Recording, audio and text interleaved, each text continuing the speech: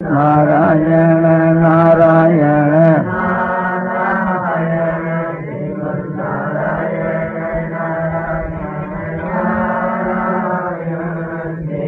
नारायण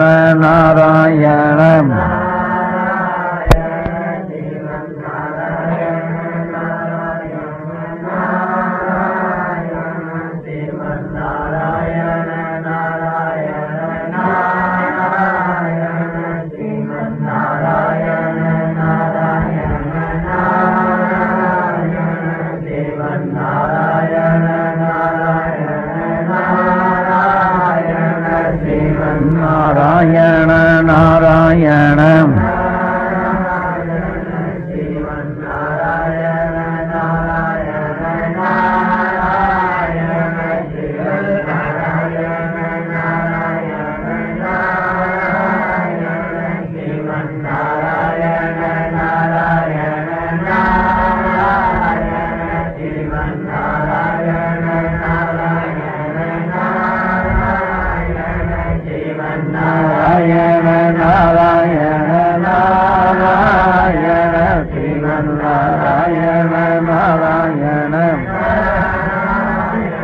श्यामल रामचंद्र की जय, मोर मुकुट वंशी वाले की जय।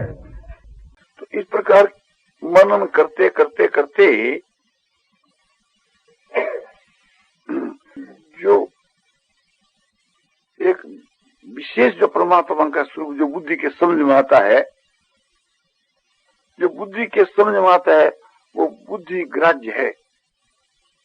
उसी के लिए भगवान ने गीता की 13वें अध्याय के 12 के श्लोक में कहा है कि ज्ञेयं यत् तत् प्रवक्ष्यामि यज्ञात्वामृतमश्नुते। मैं तेरे को जानने में आने वाला जो ब्रह्म का स्वरूप है उसका प्रतिपादन करूंगा और तू उसको बुद्धि के द्वारा, शुद्ध हुई सूक्ष्म बुद्धि के द्वारा जान करके और अमृत को प्राप्त हो जाएगा। अमृत मान निर्विशेष ब्रह्म, अमृत मान सच्चिदानंद ब्रह्म, असली जो परमात्मा का जो स्वरूप है उसको तो प्राप्त हो जाएगा। वो फल रूप परमात्मा का स्वरूप है। तो इन विशेषणों के देते देते और जो एक विशेष जो वस्तु जो परमात्मा का स्वरूप है, सच्चिदानंद परमात्मा का जो स्वरूप है वो बुद्धि के समझ में आ जाता है, शुद्ध हुई सूक्ष्म बुद्धि के समझ में आ जाता है। तो है तो वास्तव के बीच में वो अलग से, किंतु बुद्धि के साथ संबंध रखने वाला, महत्व के साथ में संबंध रखने वाला जो निर्विशेष जो ब्रह्म का स्वरूप है, बुद्धि से मिला हुआ बुद्धि विशिष्ट ब्रह्म का जो स्वरूप है वो बुद्धि के द्वारा समझ में आ जाता है। तो उसे को लक्ष्य बना करके, ध्येय बना करके उसका ध्यान किया जाता। तो यहाँ सच्चिदानंद ब्रह्म तो ध्येय है जो बुद्धि के द्वारा जाना गया, जिसको हमने ज्ञेय कहा वो ज्ञेय है, वो ही ध्येय। ज्ञेय को ही जानने में आने वाला जो ब्रह्म का स्वरूप है उस ज्ञेय को ही ध्येय बना करके और उसका ध्यान किया जाता। तो यहाँ बुद्धि के द्वारा उस परमात्मा का ध्यान किया जाता है और ध्यान करने वाला चेतन जो है सो उच्च कोटि का साधक है। ध्यान करने वाला जो है सो उच्च कोटि का साधक है और बुद्धि से उसका ध्यान किया जाता है। इस वास्ते ध्याता ध्यान ध्येय में परमात्मा तो वही ध्येय और बुद्धि ध्यान के स्थान के वहां और साधक जो है वो ध्याता है। इस प्रकार से त्रिपुटी हुई ध्याता ध्यान ध्येय। इस प्रकार से ध्यान करते करते केवल ध्येय जो वस्तु है सच्चिदानंद ब्रह्म वही रह जाता है और बुद्धि जो है और ध्याता जो साधक जो है ये दोनों ध्येय के तद्रूप हो जाते। माने बुद्धि जो है परमात्मा का ध्यान करते करते परमात्मा के स्वरूप में एक हो जाती है। सच्चिदानंद घन जो ब्रह्म है उसका ध्यान करते करते बुद्धि ब्रह्म रूप हो जाती है। उसको कहते हैं तद्बुद्ध है, मन तदरूप ही होगी बुद्धि जिनकी, तो बुद्धि तद्रूप हो जाती है। बुद्धि तद्रूप हो जाती है तो उसके बाद फिर क्या रहता है कि एक ब्रह्म ही रहता है। उस ब्रह्म को ही समझो कि अर्थ मात्र कहते हैं। वो ब्रह्म जो शब्द है और उस ब्रह्म शब्द का जो अर्थ है वो ब्रह्म शब्द का अर्थ ब्रह्म का स्वरूप ही है, तो ब्रह्म का स्वरूप ही रह जाता है। और साधक जो है उसकी उस ब्रह्म के स्वरूप में जाकर के स्थिति हो जाती है, अपना अलग स्वरूप सा नहीं दिखता, एकता हो जाती है। एकता होकर के ब्रह्म के स्वरूप में उसकी स्थिति रहती है, उसको कहते तन्निष्ठा। उस ब्रह्म के स्वरूप में जिनकी होगी निष्ठा मान स्थिति, तो ऐसे ब्रह्म के स्वरूप में स्थिति हो जाती है। वो अलग दिखता नहीं किंतु ब्रह्म के स्वरूप में उसकी स्थिति है और बुद्धि भी उसके साथ में है। नहीं तो बुद्धि के साथ नहीं रहने से तो उस ब्रह्म के स्वरूप में स्थिति होती नहीं। फिर तो समझो कि जैसे घड़े के फूटने से घड़े का आकाश महाकाश में एक ही हो जावे, अलग रह नहीं सके। घड़ो ही एक प्रकार से उसे दृष्टि आकाश जो है घटाकाश उसको पृथक करे। इस वास्ते उस परमात्मा के स्वरूप में इसकी जाकर स्थिति हो जाती है, एकता सी हो जाती है, तो उसको कहते हैं तन्निष्ठा। कि उस परमात्मा के स्वरूप में जिनकी होगी स्थिति, उस स्थिति के बीच के वहां ब्रह्म को जो स्वरूप है और जो नाम है और ज्ञान है, ये तीन पदार्थ रहते हैं। महर्षि पतंजलि कहते हैं कि यह सविकल्प समाधि है। शब्द अर्थ और ज्ञान से, शब्द अर्थ और ज्ञान के विकल्प से जो समाधि होती है उसको सविकल्प समाधि कहते हैं। इस समाधि का नाम तटस्थ समाधि है। तत्व माने ब्रह्म, उस ब्रह्म के स्वरूप में जो स्थिति हुए एक प्रकार से उसी को तो निष्ठा कहते हैं। प्रकरण ब्रह्म का है, इस वास्ते ब्रह्म विषय की जो समाधि की बात कही जाती है। शब्द अर्थ और ज्ञान, ब्रह्म का जो नाम है ये शब्द है और ब्रह्म का जो स्वरूप है वो अर्थ है और ब्रह्म का जो ज्ञान है यहाँ ज्ञान है। तो ब्रह्म का नाम और ब्रह्म का स्वरूप और ब्रह्म का ज्ञान, ये ब्रह्म विषय की समझो की तीन भेद है। इस वास्ते इसको सविकल्प समाधि कहते हैं।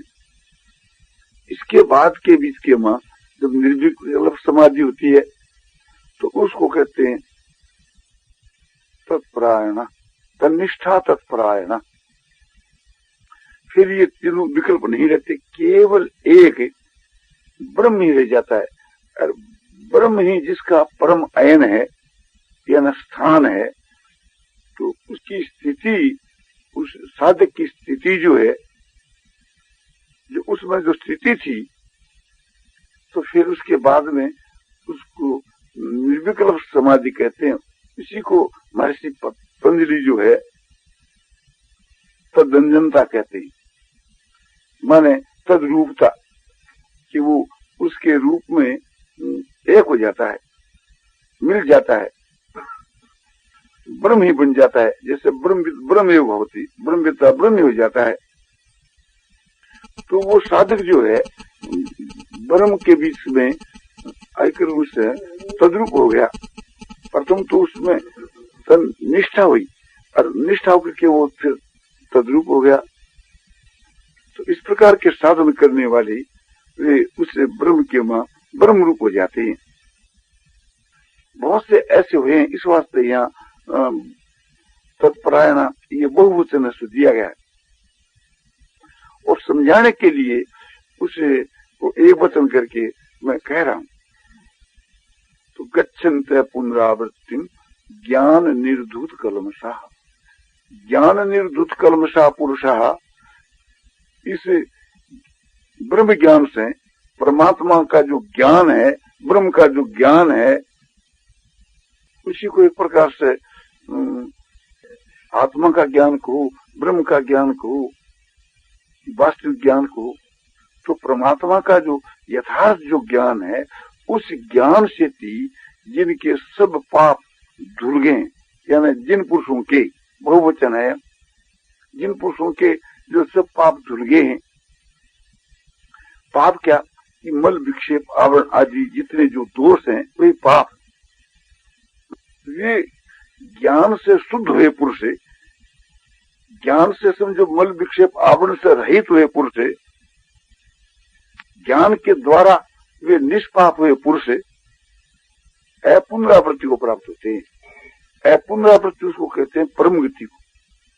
जाकर के वापिस आवे वो तो है गति, और जाकर के वापिस नहीं आवे वो है परम गति। तो वे ब्रह्म को प्राप्त होने के बाद फिर लौट करके वापिस नहीं आते। जो ब्रह्म बन जाते हैं, परमात्मा ही बन जाते हैं, वे तो परमात्मा ही हो गए, ब्रह्म ही हो गए। फिर वहां न दृष्टि न सृष्टि। इसलिए ये कहा जा सकता है समझाने के लिए, फिर उनकी दृष्टि में सृष्टि नहीं है, संसार नहीं है। जब निर्विशेष ब्रह्म को प्राप्त हो जावे तो निर्विशेष ब्रह्म के बीच में संसार का अतंत भाव है, वहां संसार है ही नहीं, वहां तो परमात्मा ही है, वहां तो ब्रह्म ही है। भाव रूप जो है सो परमात्मा ही है, उसको किसी प्रकार से कहना नहीं बनता कि वो कैसा है। कैसा जो परमात्मा है सो परमात्मा आप अपने जाने ही है कि कैसा, उसको दूसरा कोई जान नहीं सकता। तो साक्षात जो ब्रह्म का जो उच्च कोटि का जो स्वरूप है, साक्षात ब्रह्म का जो निर्विशेष जो स्वरूप है, जिसको हम सत्यचित आनंद के नाम से कहते हैं, ऐसा जो ब्रह्म का जो स्वरूप है उसको वैसो प्राप्त हो जाता है। ये जो कहा जाता है कि उस ब्रह्म के स्वरूप को वो ब्रह्म ही जानता है, समझाने के लिए ब्रह्म का स्वरूप है और फिर ब्रह्म उसको जाना, ऐसी बात नहीं है।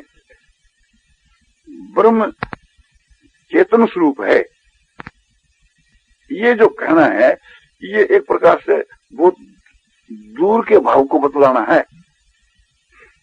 और चेतन कहना जड़ की अपेक्षा है, नहीं तो वहां अपने कोई जड़ पदार्थ नहीं हो तो फिर चेतन किसका।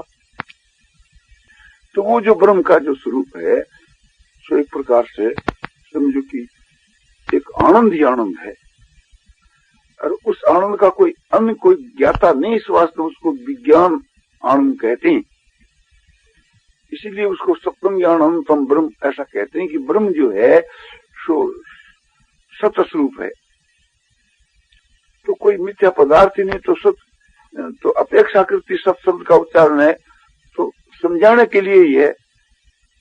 यहाँ ऐसी बात नहीं कि वो सत्य कोई अलग चीज हो, चेतन कोई अलग चीज हो और आनंद कोई अलग चीज हो, ऐसी बात नहीं। वो जो ब्रह्म जो आनंद जो है इस लौकिक आनंद से विलक्षण है, इस वास्ते उसको चेतन कहते हैं। ये जड़ आनंद है, इसका ज्ञाता दूसरा है, इस वास्ते इसको जड़ आनंद कहते हैं। वो केवल एक प्रकार से आनंद ही आनंद है, उस आनंद का कोई दूसरे किसी को ज्ञान हो नहीं सकता। वो अलग से है, वो अचिंत है, किंतु वो जड़ नहीं है। यह बात समझाने के वास्ते कहते हैं कि वो चेतन है और उसका सदा ही भाव है, इसी वास्ते उसको सत्य कहते हैं। किंतु कोई सत्य अलग कोई पदार्थ नहीं। परमात्मा का जो होनापना है इस बात को समझाने के लिए उसको सत्य कहा जाता है, और सत्य उसमें कोई अलग कोई चीज नहीं है। तो ज्ञानी जो महात्मा जो पुरुष होते हैं उनके भीतर के बीच के जिसको हम जीवात्मा कहते हैं, वह तो उस परमात्मा को प्राप्त हो जाता है, परमात्मा में एक हो जाता है, परमात्मा में मिल जाता है। यूं कहो कि परमात्मा ही बन जाता है। उसमें जो आत्मा है वो तो परमात्मा में एक हो जावे, परमात्मा ही बन जावे अपनी दृष्टि से थी। जैसे घड़े के फूटने से कहा जाए घड़े का आकाश महाकाश में मिल गया, तो ये अपनी दृष्टि से कहना है। और आकाश की दृष्टि से थी तो आकाश से घड़े का आकाश कोई उस आकाश से पहला भी अलग नहीं था, पहला मिला हुआ ही था। इसलिए यह बात कही जाती है कि परमात्मा की जो प्राप्ति है सो कोई अप्राप्ति की प्राप्ति नहीं होती है, वो तो परमात्मा की प्राप्ति तो पहले से ही है। ज्ञान के कारण से एक प्रकार से समझो कि इस बात को ये व्यष्टि चेतन जीवात्मा समझता नहीं है अज्ञान के कारण से। उसी को अज्ञान को अविद्या कहते हैं। तो उस अविद्या का नाश हो जाता है और अविद्या से ही इसकी ये जीव संज्ञा है, शरीर से संबंध है। और उस अविद्या के नाश से समझो कि सबका नाश हो जाता है। और उस अविद्या का नाश होता है विद्या से, ज्ञान से, जिसको हमने ब्रह्म ज्ञान कहा, आत्मज्ञान कहा। तो उस ब्रह्म ज्ञान से थी अज्ञान का नाश हो जाता है। ज्ञान और ज्ञान दोनों एक प्रकार से थी माया के समझो कि दो स्वरूप है, विद्या और विद्या, या यूं को ज्ञान और ज्ञान।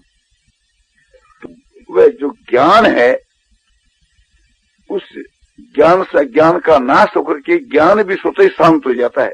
फिर न हुआ ज्ञान है न अज्ञान है, केवल एक आनंद में परमात्मा ही है, जिनमें परमात्मा ही है। वो चेतन है, वही आनंद है, आनंद वही चेतन है, उसके स्वर कुछ भी नहीं रहता।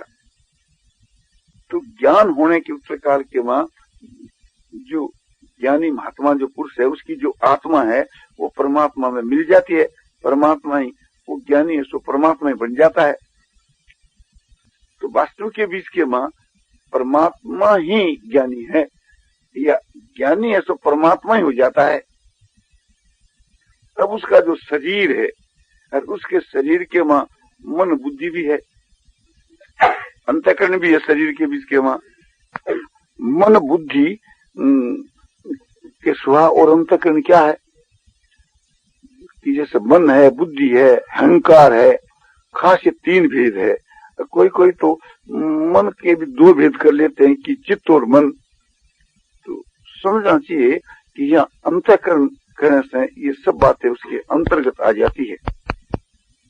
तो उस अंतःकरण के वहां अंतःकरण सहित संसार का अतंत भाव एकदम प्रत्यक्ष की जो है, प्रत्यक्ष की माफक, और जो देश काल है इसका भी अतंत भाव है। ऐसी प्रतीति उसको एकदम प्रत्यक्ष है। और सच्चित आनंद परमात्मा के स्वरूप का जो वर्णन किया गया वो भाव रूप से उसके वहां एकदम प्रत्यक्ष है। उसके अनुभव के बीच में उसका जो अनुभव है वो प्रमाण है। वेद और शास्त्र से उस महापुरुषों का अनुभव ही तो है। सच्चिदानंद परमात्मा का जो स्वरूप है जिसको हम कहते हैं कि बुद्धि ग्राह्यम, वो उस बुद्धि के मां वो भाव आता है। या यूं कहिए कि जैसे आकाश है और वो अनंत है, असीम है, और एक आईने के अंदर हम उसका प्रतिबिंब लेवें तो वास्तव में आकाश का प्रतिबिंब आ नहीं सकता। तो किसी अंश का प्रतिबिंब सा आता है, किसी अंश का प्रतिबिंब सा आता है। तो यहाँ आकाश की जो समझना चाहिए सच्चिदानंद घन ब्रह्म को, और आईने की जो समझना चाहिए शुद्ध हुई जो उस महात्मा की बुद्धि को, और उस बुद्धि के भीतर के बीच के वहां जो भगवान का जो भाव है, उस बुद्धि के वहां जो परमात्मा के स्वरूप का जो अनुभव है वो प्रतिबिंब के स्थान है। मैं यानी जैसे एक आईने में आकाश का प्रतिबिंब सा आता है, इसी प्रकार से उस ज्ञानी महात्मा के अंतःकरण के बीच के मां यानी बुद्धि के बीच के मां, शुद्ध हुई बुद्धि के मां सच्चिदानंद घन परमात्मा का जो एक भाव आता है वो बुद्धि से मिला हुआ परमात्मा का भाव है। इसी वास्ते उसको बुद्धि ग्रहण कर सकती है। तो वो एक प्रकार से प्रतिबिंब सा है। तो असली जो परमात्मा का जो स्वरूप है वो तो विमस्थानी जो आकाश है, जैसे आकाश एक प्रकार से आकाश का जो असली स्वरूप इस तरह से परमात्मा का जो असली स्वरूप माने सच्चिदानंद परमात्मा का जो वास्तविक जो स्वरूप है वो तो आ ही नहीं सकता। आकाश का सगले आकाश का तो प्रतिबिंब नहीं आ सकता, तो आकाश तो आईने में आई कैसे सके। जैसे आईने के अंतर्गत आकाश नहीं आ सकता है और आकाश का सगले का प्रतिबिंब भी नहीं आ सकता है, किसी एक अंश का प्रतिबिंब सा आता है। इसी प्रकार से ब्रह्म जो परमात्मा है वो परमात्मा तो बुद्धि में आ ही नहीं सकता, समा ही नहीं सकता। परमात्मा के किसी एक अंश का बुद्धि के वहां प्रतिबिंब सा आता है। तो इसे से समझना चाहिए कि वो विमस्थानीय परमात्मा का कैसा स्वरूप हो सकता है।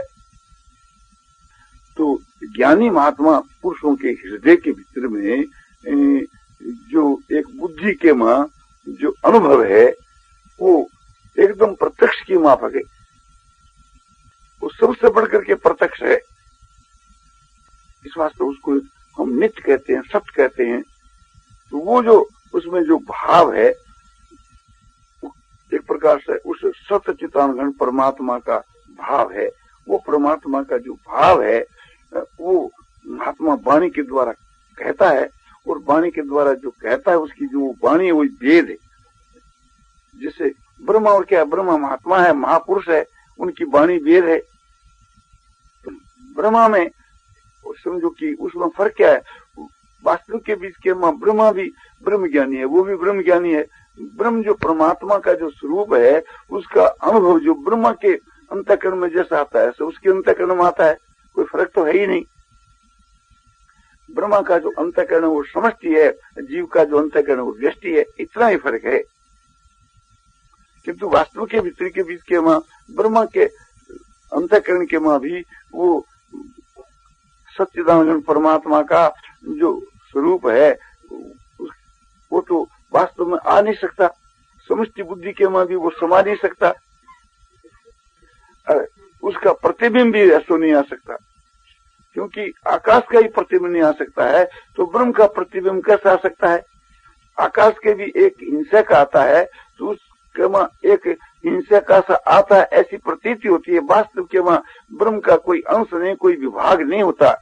आकाश की जो भी विभाग नहीं होता, विभाग तो आकाश का भी नहीं होता, किंतु उसका विभाग तो आकाश की जो भी नहीं हो सकता, क्योंकि आकाश जड़ है, वो चेतन है, और चेतन का इस प्रकार से विभाग सा प्रतीत होता है, विभाग होता नहीं। तो ज्ञानी जो महात्मा जो पुरुष है उनके हृदय के बीच के मां उसके अंतःकरण के मां अंतःकरण सहित सारी संसार का एकदम प्रत्यक्ष की मां अभाव सा है, अभाव है। अभाव सा कहने का अभिप्राय यह है कि वास्तव के बीच के मां भाव ही नहीं, तो अभाव क्या है ही नहीं वास्तव के बीच के मां, तो अतंत भाव है, एकदम प्रत्यक्ष। जैसे आकाश के मां नेत्रों के दोष से हम लोगों को जो तिरबिरे से दिखते हैं, तो वो तिरबिरे आकाश में है ही नहीं, उसका अतंत भाव है। आकाश में पूछा जा रहा है, और आकाश तो जड़ है, किंतु आकाश यदि चेतन हो तो यही कहेगा कि मेरे में तो कोई तिरबिरे है ही नहीं, तो वे तिरबिरे आकाश में नहीं है।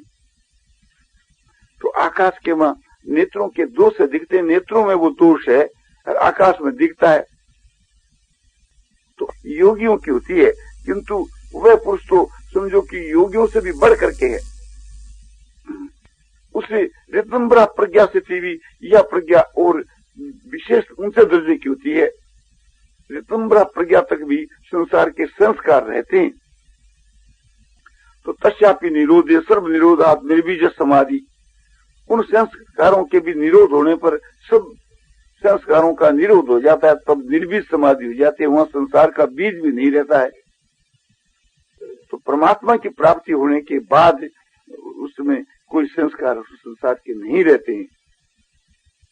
किसमें? उसकी आत्मा में, उसकी आत्मा का संबंध नहीं रहता। योग के सिद्धांत में तो संबंध का विच्छेद बताया जाता है कि संसार से उसका संबंध विच्छेद हो जाता है, और ज्ञान के सिद्धांत के मां संसार का अतंत अभाव बताया जाता है। उस महात्मा में माने ज्ञानी की आत्मा में संसार का अतंत अभाव है, क्योंकि ज्ञानी की आत्मा तो ब्रह्म है, ब्रह्म संसार का अतंत अभाव है, तो वहां संसार का अतंत अभाव है।